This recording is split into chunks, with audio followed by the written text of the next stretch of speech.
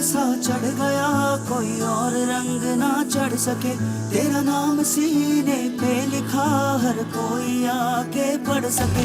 है जुनून है तेरे इश्क का, ये जुनून है रग रग में इश्क तेरा दौड़ता, ये मामला सा खून है। तूने ही सिखाया सच्चाइयों का मतलब, तेरे पास आके जाना मैंने जिंदगी का मकसद। सत्यमेव जयते, सच्चा है प्यार मेरा, सत्यमेव जयते, सत्यमेव जयते। नमस्कार, आदाब, खुशामदीद, सत्यमेव जयते। मैं आमिर खान आप सभी का तहे दिल से इस शो पर स्वागत करता हूं। दोस्तों, आज हमारी ऑडियंस में सारे यंग क्राउड हैं। सब लोग ऐसे हैं जो 30 की उम्र से कम हैं। हम आप सभी का स्वागत करते हैं। Thank you so much for joining us. बहुत बहुत शुक्रिया। हंगामा है क्यों बरपा, थोड़ी सी जो पीली है, डाका तो नहीं डाला, चोरी तो नहीं की है। दोस्तों, जो लोग शराब पीते हैं अक्सर इस गज़ल को गाते हैं, दोहराते हैं और इस किस्म के विचार सामने रखते हैं। मैं आप सबसे पूछना चाहूंगा, बताइए आप में से कितने लोग हैं जो ये शौक फरमाते हैं? काफी आप में से हैं जो ये शौक फरमाते हैं। आप शराब क्यों पीते हैं? हाँ, आप बताइए। हमारा मोटिव ये रहता है कि एंजॉय करने के लिए, मस्ती करने के लिए जी, क्योंकि नशे में आने के बाद जो थोड़ा दिमाग में जो चढ़ता है वो उसके बाद थोड़ा घूमता है सर, तो वो अलग एंजॉयमेंट होता है। अच्छा लगता है, मजा दुनिया आता है से भूल जाते हैं सब कुछ, तो अच्छा लगता है इसलिए। गुड। और हाँ बताइए। हमारे ग्रुप में इसे कूल फैक्टर माना जाता है। हाँ। तो मे बी ये रीज़न है कि मैंने पिया था फर्स्ट टाइम। राइट। और मुझे ड्रिंक करना इसलिए अच्छा लगता है क्योंकि ड्रिंक करने के बाद मुझे डांस करने में बहुत मज़ा आता है। थोड़ा मजा आता है, थोड़ा रिलैक्स हो जाती हैं आप, दोस्तों के साथ मजा आता है। हाँ, आप बताइए। पार्टी जब रहता है तो बॉस बोलता है यार पी ले, दोस्त बोलते हैं पी ले, तो कभी कभी वो फैक्टर रहता है कि चल यार सबके साथ बैठे हैं, लोग पी रहे हैं तो तुम भी पी लो। तो कलीग्स का साथ देने के लिए भी कलीग्स कुछ का लोग, साथ देने के लिए या बॉस को साथ रहने के बॉस लिए, का उनके साथ देने के लिए, यस शायद प्रमोशन मिल जाए उस चक्कर में। अच्छा, आप में से कितने हैं जो पियक्कड़ हैं, मतलब जिनको शराब की लत लग चुकी है, जो शराब के बगैर जी नहीं सकते, जिनको मुंबई में बेवड़ा कहते हैं, हिंदुस्तान में बहुत सारी जगह शराबी कहते हैं और अंग्रेजी में अल्कोहलिक कहते हैं। आप में से कितने ऐसे हैं जो अल्कोहलिक्स हैं? एक भी नहीं। चलिए, अच्छी बात है ये। चलिए, मैं आपको अभी एक तस्वीर दिखाता हूं। ये एक ऐसे इंसान की तस्वीर है जो सड़क पर शराब पीकर गिरा हुआ है, शराबी है, अल्कोहलिक है। क्या लगता है आपको, आप में से कितने लोग हैं जो इस स्थिति में कभी पहुंच सकते हैं कि यार मैं सड़क पे आ जाऊंगा शराब पीते पीते? कोई नहीं। दोस्तों, मैं आपको बताना चाहूंगा कि हमारी ऑडियंस में इस वक्त एक ऐसे शख्स हैं जिन्हें आप सभी की तरह ऐसा ही लगता था कि वो कभी शराबी नहीं बनेंगे, कभी सड़क पर नहीं आएंगे, लेकिन वो बिल्कुल ऐसे ही स्थिति से गुजर चुके हैं। दोस्तों, मैं न्योता देना चाहूंगा विजय सिम्हा जी को कि आप यहाँ आए हो, हमारे साथ मंच में जुड़ें।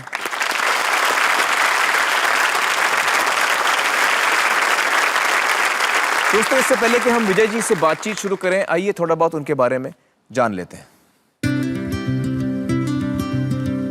विजय सिम्हा पत्रकारिता की दुनिया का एक जाना माना नाम। अपने राजनैतिक और आर्थिक विश्लेषणों के लिए काफी मशहूर हैं ये। इन्होंने देश के बड़े बड़े अखबारों के न्यूज रूम्स मैनेज करने की जिम्मेदारी निभाई है।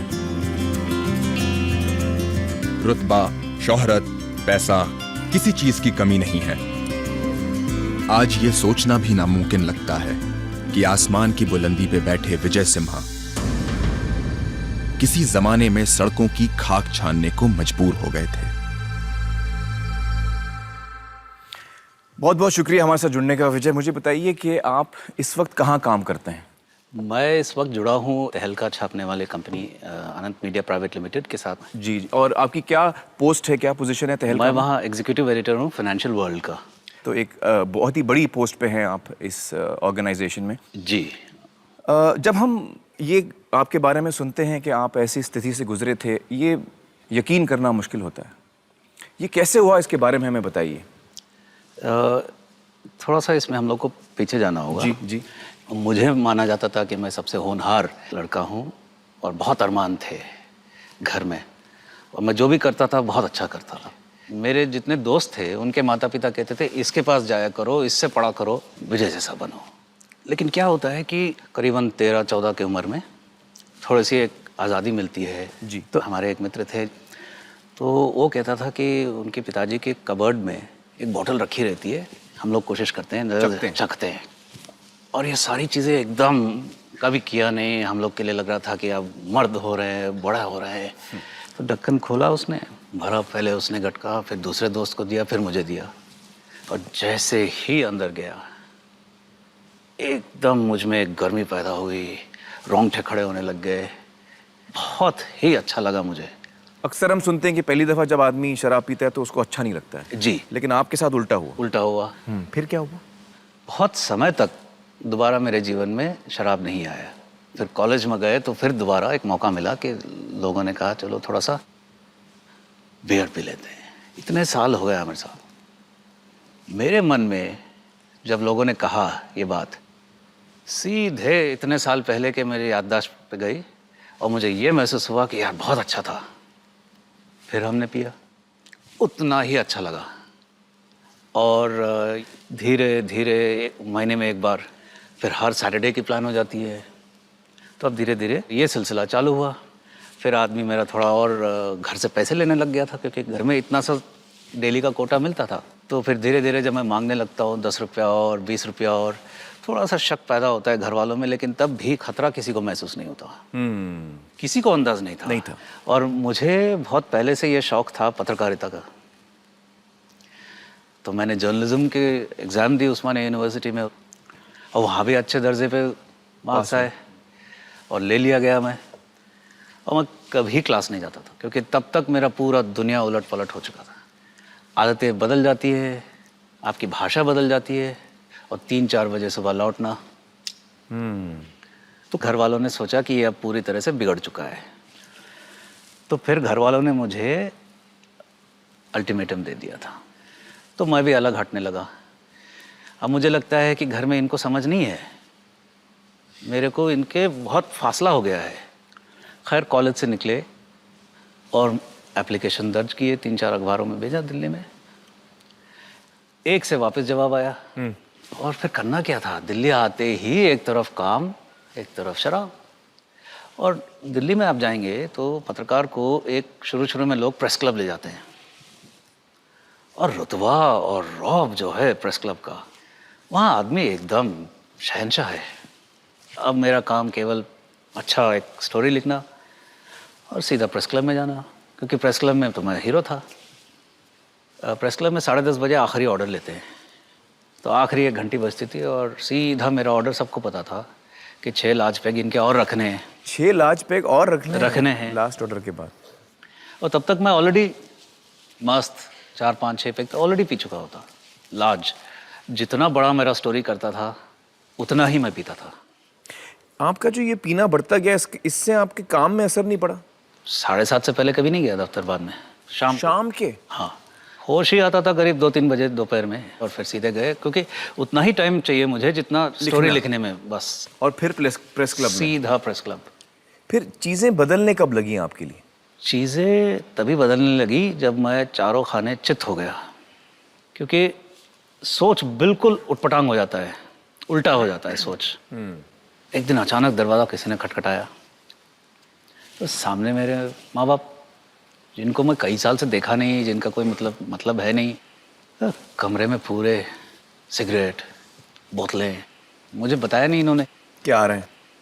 तो बस यूं ही तुमसे मिलना था तो चले आए। मुँह से क्या निकलता है, गाली। ये क्या मतलब है, बता नहीं सकते थे? ये आपने बोला? हाँ, वो पहले ही जानते थे कि मेरे पास आना खतरे से खाली नहीं है, तो वो शाम के ही ट्रेन में वापस की टिकट भी करके आए थे। और उतना भी मेरे से नहीं हुआ, तो मैंने कहा शाम का गाड़ी है ना, तो स्टेशन में तो बैठ सकते हो। घर से निकाल दिया आपने? जी। और काम में भी अब मैं दिलचस्पी धीरे धीरे हटने लगता है। फिर मैं जाना ही बंद कर दिया काम पे। तो वहाँ से फिर संपादक समझ गए कि बहुत भारी कुछ समस्या है, अब तो खबर भी नहीं कर रहा है। तो बोले कि भाई आप ठीक होके आइए या फिर छोड़ दीजिए। अब ठीक क्या होना था, क्योंकि मुझ में समझ में भी नहीं आ रहा था कि कोई समस्या है। तो आपकी नौकरी भी गई? इस दौरान मैं शायद घर 2 या 3 बार गया हूँ सिर्फ पैसे मांगने, और तब तक मेरा इतना बदनामी हो चुका था कि मेरे माता पिता जहाँ भी रहते थे पहले ही दरबान से कहा करते थे कि फलाना कोई आए और पूछे कि हमारा बेटा है, ये वो किसी को नहीं आने देना। कहने का मतलब ये था कि तब तक मेरा उनका पूरी तरह से दुश्मनी हो चुका था। इसमें आपको देखिए इज्जत कैसे ख़त्म हो जाती है, क्योंकि मेरे से डरते थे राजनीतिक दिल्ली से, क्योंकि उनको ये लगता था कि मेरे पास सारे खबर है, होता भी था। तो सीधा मैं उनको बता देता था कि मुझे इतना रुपये चाहिए। पैसे तो मिल जाते थे मुझे, मैं लेके निकल जाता था उनके घर से, लेकिन उसके बाद मैं फिर दोबारा मुझे उनके घर में एंट्री नहीं मिला। अजनबी लोगों से भी आपने पैसे लिए? मैंने शायद किसी को नहीं छोड़ा। ये नशा चीज़ ऐसी है कि नशे में सब घुल मिल जाता है, कुछ नहीं बचता। हर एक को रोक के आप यकीन नहीं करेंगे, मैंने पुलिस वालों से पैसे लिए, घर में बाई से पैसे लेता था मैं, जो काम करने आती थी उससे मैंने उधार लिए। बहुत सारे ऐसे हुए नाटक जहाँ सलाम और जहाँ लोग डरते थे मेरे से और सब मेरे खबर पढ़ते थे, इज्जत करते थे, सब खत्म। और अभी किसी के नज़रों में इज्जत नहीं ना। अब उस समय ऐसा आ गया लेकिन था, नशा अभी भी वही बरकरार है कि रोज आप नशा करेंगे? ज़्यादा करते थे बल्कि, क्योंकि अब तब तक पीता था कि बेहोशी के आलम तक ना पहुंचो। मकान मालिक था, अब भाई वो भी परेशान कि 3-4 महीने से किराया नहीं आ रहा है। अब गाली गलौच निकलते हैं, जब गाली गलौच पे आ जाती है बात तो फिर हमें कटना पड़ता है। दिल्ली के ही सड़कों पर मैंने 9 महीने बिताए। दिल्ली के सड़कों पे 9 महीने बिताया? जी। खाना कैसे खाते थे आप? उस समय खाने से कोई मतलब नहीं है, मेरा खाना ही पीना था, खाना ही नशा था। इसका कारण भी है, क्योंकि इस स्तर पर जब एक इंसान पहुंच जाता है तो इसके सारे चीज़ें बंद हो जाते हैं शरीर के। आपका यूरिन पास नहीं होता, आपका पसीना बंद हो जाता है, तो अगर आप कुछ डाल रहे हैं अंदर तो वो निकलता नहीं है। उसके बाद मैंने खाना बंद कर दिया, नशा नहीं बंद किया। खासियत देखिए नशे का, एक इंसान नशा बंद नहीं किया, मुझे क्या लग रहा है, अरे समस्या तो खाना है। तो खैर नई दिल्ली के स्टेशन पे मैंने बहुत समय निकाल ली। तो रेल डिब्बे के टॉयलेट में ऐसी जगह है जहाँ धरती पर कोई और नहीं झांकता, सफाई के लिए भी नहीं आते, और वहीं आप जा सकते हो जहाँ मक्खी भी आने से डरे, क्योंकि वहाँ कोई आपके आसपास नहीं होगा और आप नशा चैन से कर सकते हैं। और वही अखबार बिछा के, जिस पे आप लिखते थे एक ज़माने में, जिसमें आप पत्रकार थे, मतलब कहाँ आप एक दिग्गज पत्रकार जी, और कहाँ आप सड़क पे पहुंच गए ये शराब की वजह से, उसके नशे की वजह से। जी। तो अल्टीमेटली आप इसमें से निकले कैसे? मैं निकलने वाला थोड़ा ही था, मैं तो ये सोचता था कि ज़बरदस्त नशे में निकलो इस दुनिया से। तो आपने सोच लिया था कि अब मैं ऐसे ही मरूंगा, मुझे इसमें से निकलना नहीं? असंभव था उस समय। तो फिर क्या बचा, जो किडनी बेचने के धंधा करते थे। विचार आया, क्योंकि अच्छे विचार आते हैं नशेड़ी को, ऐसे ही विचार आते हैं। 1 लाख का सौदा भी करीब करीब मैंने कर लिया था, पूरा तैयार था मैं। अचानक मेरे मन में विचार आया कि भाई विजय, तू ऑपरेशन टेबल पे ही चल बसेगा।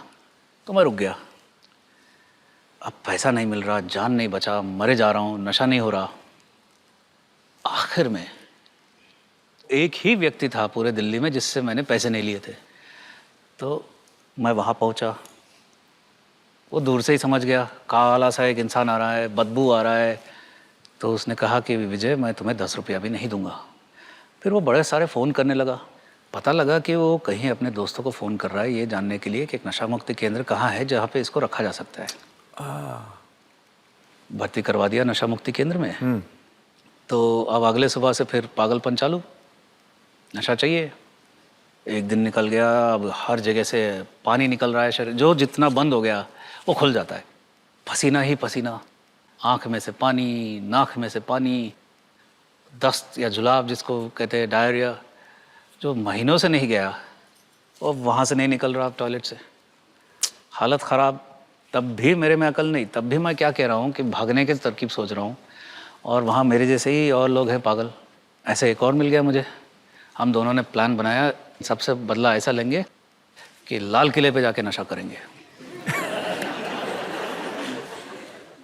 तीसरा दिन सुबह जब सब नहाने गए बाकी लोग, सुबह मैंने दौड़ लगाया। मैं ऐसे सीढ़ी से नीचे भागने वाला था, लेकिन फिर उन्हें वहाँ पे एक बूढ़े सज्जन मिले। ए किधर जा रहा है, चलो पीछे। तब तक बाकी लोग आए, इसको ले जाओ वापस। तो उठा के लेके चले गए वापस। 5वें दिन मैं पहली बार अपने पैरों पर खड़े होके, प्रोग्राम होता है दिन भर का, तो क्लास चल रहा था, तो उस क्लास में मैं गया और यही सज्जन ले रहे थे और वो कुछ लिख रहे थे ब्लैक बोर्ड पे। और वो सारी चीज़ें बताने लगे कि इंसान, तुम्हारा कुछ नहीं बचा, तुम हार गए हो, तुम्हारा रिश्ते टूट गए हैं, तुम्हारा इज्जत गया है, तुम्हारा ये हुआ, इस दौर से गुजरे हो। अब मुझे लगा इस आदमी को मेरा कहानी कैसे मालूम करके, और मेरे आंसू ऐसे निकल रहे हैं। और उन्होंने, क्योंकि अब मेरे अंदर जो दर्द है,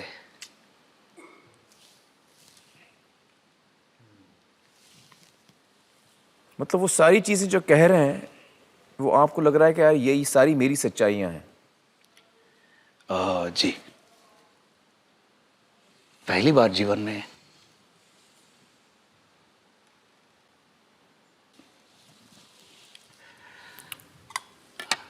मेरा जो दर्द है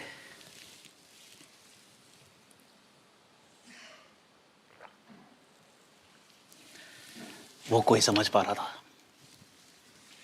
वो क्लास खत्म हुआ, मैं भागे भागे उनके पास गया। अरे how do you know about me करके। तो ये सेड, मैं तेरे बारे में नहीं बता रहा था, मैं शराबियत के बारे में बता रहा था, ये नशे के जो बीमारी है मैं उसके बारे में बता रहा था। अब मैं हैरान हो गया।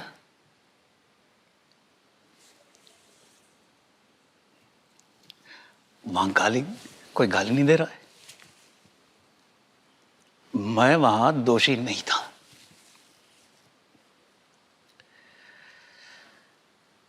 और ये बहुत बड़ी बात थी। तो वो पल से, उस घड़ी से मैं दोबारा मुड़ के नहीं देखा। शराबी अगर दोबारा जिंदगी में आना चाहे तो शरीर तो फिर भी ठीक हो जाएगा धीरे धीरे। सबसे मुश्किल काम भूल सुधार, जिसको लेखा जोखा बोलते हैं, नैतिक लेखा जोखा लेना पड़ता है जीवन का।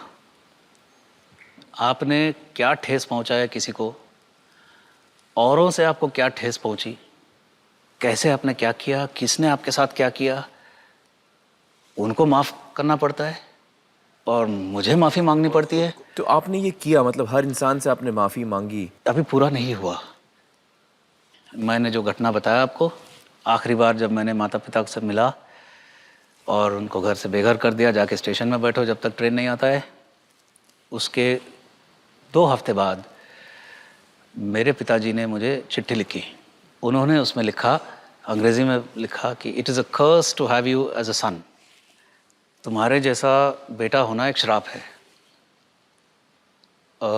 मैं नहीं मिला उनसे दोबारा।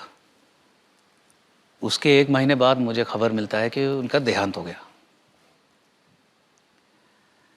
मेरी माँ बची है, वो अलग रहती हैं, मैं अलग रहता हूँ। अभी भी मैंने उनसे भूल सुधार किया नहीं हूँ, वो कभी मेरे से बात नहीं करती है। अगर वो देख रही हैं तो मैं यही कहना चाहूँगा कि अब मैं समझ गया हूँ। तो ऐसे और बहुत है। कितने साल हो गए आपको इसमें से निकल कर? 10 साल। 10 साल हो गए आपको इसमें से निकल कर।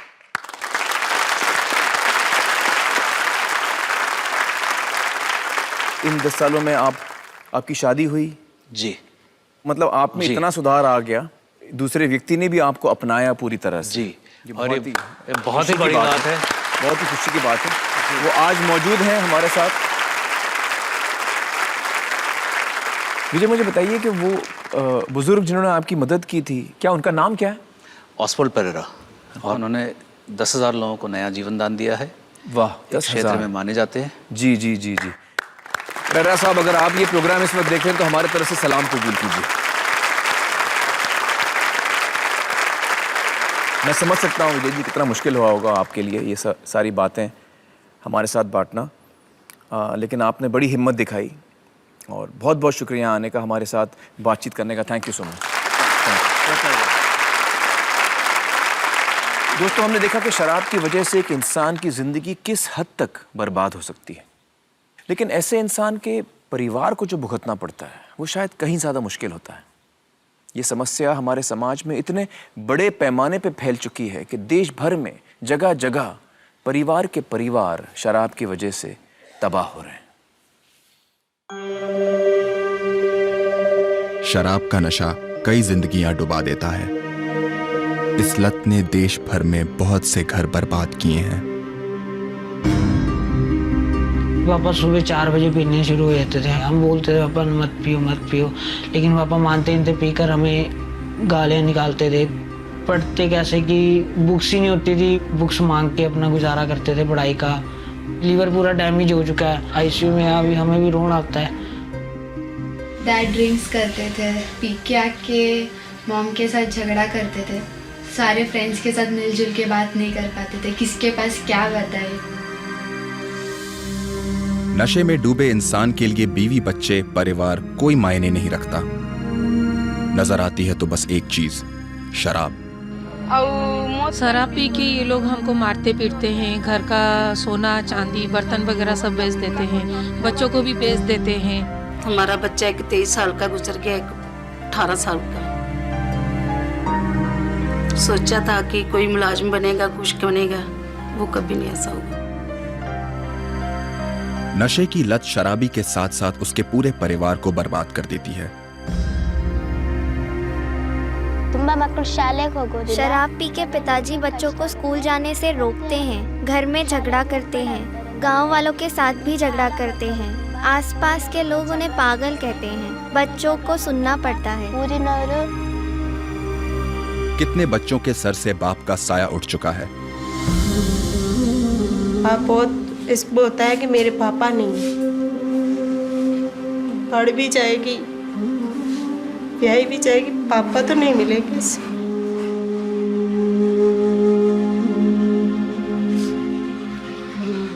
मेरे बच्चे पापा के लिए तरस जाएंगे। शराब की लत अनेक परिवारों को तबाह कर चुकी है। हर घर में माई दुखी है, बहनें दुखी हैं, भाई दुखी हैं, पिता दुखी हैं।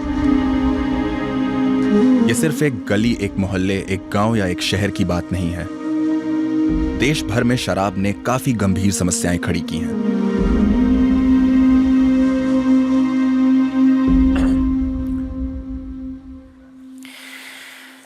तो दोस्तों, वही शराब जिसके बारे में हमारी सोच ये थी कि पीकर मजा आता है, दिल हल्का हो जाता है, वही शराब एक जहर की तरह हमारे समाज को बर्बाद भी कर सकती है, एक पूरी नस्ल को तबाह कर सकती है। और ये तबाही कम नहीं हो रही, बढ़ ही रही है। लेकिन दोस्तों, क्यों हम में से कुछ लोग ऐसे हैं जो इस लत की लपेट में इस तरह आ जाते हैं कि फिर हम निकल नहीं पाते? क्या वजह है इसकी? देखते हैं एक ब्रेक के बाद।